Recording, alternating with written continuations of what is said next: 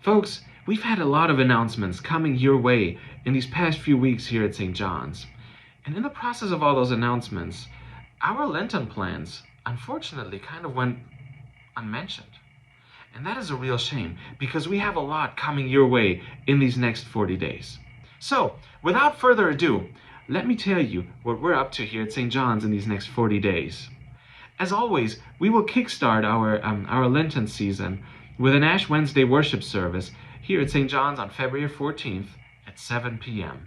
I hope you can join us as we commit to growing in Christ throughout these next 40 days, and as we also embark on the journey towards Jesus' passion, his death, and his resurrection. Now, the first thing we usually think of when it comes to the season of Lent is giving something up. Many of us will probably give up chocolate or even coffee or alcohol during our season of Lent. And that can become a very powerful practice, a very powerful spiritual practice in the season of Lent, depending on where we're at. But why don't we give up something more this year? Something that has burdened us along the way anyway, and something that has always kept us from Jesus. Something like our fears of failure, our fears of the devil, and all the noise in our lives that distracts us.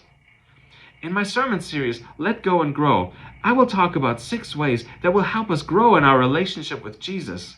And conversely, I'll also talk about 6 things that we can give up for good this year, that hold us back in our relationship with Christ. Speaking of giving something up, what better thing to leave in the past than our doubts? During Lent, we will have a 6-week Bible study on Wednesday mornings at 11 a.m. starting February 21st. That is following Adam Hamilton's Bible study, Wrestling with Doubt, Finding Faith. Now, Adam Hamilton is the lead pastor of the United Methodist Church of the Resurrection in the Kansas City area. It is one of the fastest growing Methodist churches in the country, and also one of the most influential mainline churches, I would say, in the nation. In this Bible study, we will tackle questions like, how do I know that there even is a God? What is the Bible? Are all non-Christians going to hell? What do I do when prayers go unanswered? And finally, why do the innocent actually suffer? My plan is to hold this Bible study on Wednesday mornings at 11 a.m. Now, if you want to join us but you can't make it at that time, no problem. I am more than willing to really start a Bible study on Tuesday nights as well, from 6:45 to 7:30 p.m.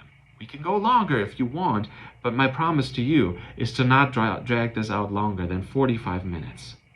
I would suggest to make this on Zoom, but only if, here's the kicker, only if we get at least 5 people to sign up. Our phone number here at St. John's is 937-898-5656. And my email address is pastor@stjohnsvandalia.org.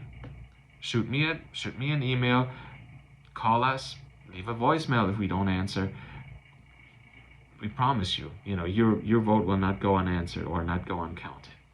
Now, last but not least, beyond Ash Wednesday, we will have Lenten Midweek worship services here at St. John's. Wednesdays at 7 p.m. We will hold a worship series that is called Sing with All the Saints in Glory. Folks, we are standing on the shoulders of giants in the faith.